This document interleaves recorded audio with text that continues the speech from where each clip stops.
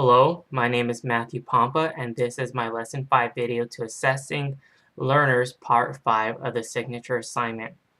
The opportunity that I had taken was through a complimentary exercise prescription program at this new gym that I had joined called Fitness Works.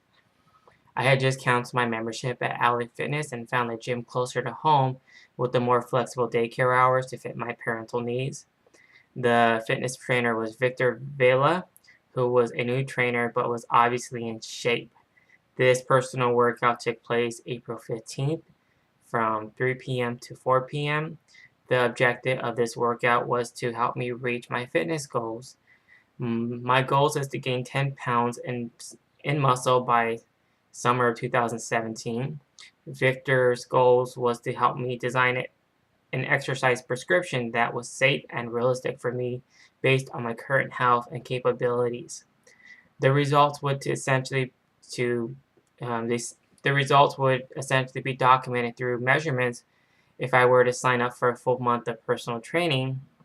However, this complimentary workout would put me on a fitness level, which in Chapter 15, page 156, was highlighted as measurement, whether it be quantitative or qualitative, involves levels. This is imperative. So this is imperative to a foundation of a goal. The type of assessment, Victor had me start with getting some history on my health, such as weight, height, and body mass index, which then had me start off with stretches and cardio to track my flexibility and cardio and endurance.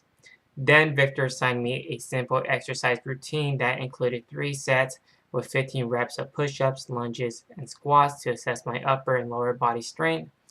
In part, he wanted to see how I would be able to complete these exercises to build a more complex routine to meet my goals. He started to strategically increase these sets and reps based off my health and capabilities, which then progressed to other workouts. He also wanted to learn which workouts I liked more. Then there were different types of workouts I can engage in that would help me target certain muscles. This reminded me of understanding the student's preference from Chapter 15, page 155, understanding students' preferences about assessments can help teachers work from their strengths to address their needs. In addition, this may the workout a bit more tolerable. Align the assessments you observed with the type of assessments you have read about this week. This type of assessment is more aligned to a formative assessment. Formative assessments can be defined in a more pedagogical manner or method by Carrington Mellon University. The goal of formative assessment is to monitor students' learning to provide ongoing feedback that can be used by instructors to improve their reading and by students to improve their learning. More specifically, formative assessments help students identify their strengths and weaknesses and target areas that need work, which aligns more with my initial workout or warm-up Victor had me complete. Do you agree with educators' assessment strategies? So I do agree with Victor's assessment strategies, although Victor's strategies were based on a more physical assessments versus an educational assessments, which we cover this week. We were still able to document progress through a diagnosis of approach. So why or why not? I do, and this is why. Victor worked on a foundation to diagnose where I stood from a physical health perspective and created a more strategic plan based off that. In part, this aligned with Chapter 16's definition to a formative assessment. Page 156 examined formative assessments by quote. Formative assessments refer to ongoing assessments carried out by teachers, both formally and informally during the unit of work. So this is why this is a concrete example that supports this. This is like schools administrating the DIBELS test, which stands for Dynamic Indicators of Basic Early Literacy Skills. The Alhambra Elementary School District used to use this assessment to place students in appropriate reading groups, which would progress throughout the school year.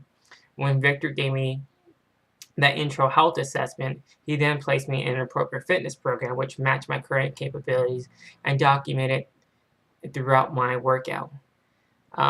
Discuss another strategy which suggests as an alternative or addition to what the educator is currently implementing.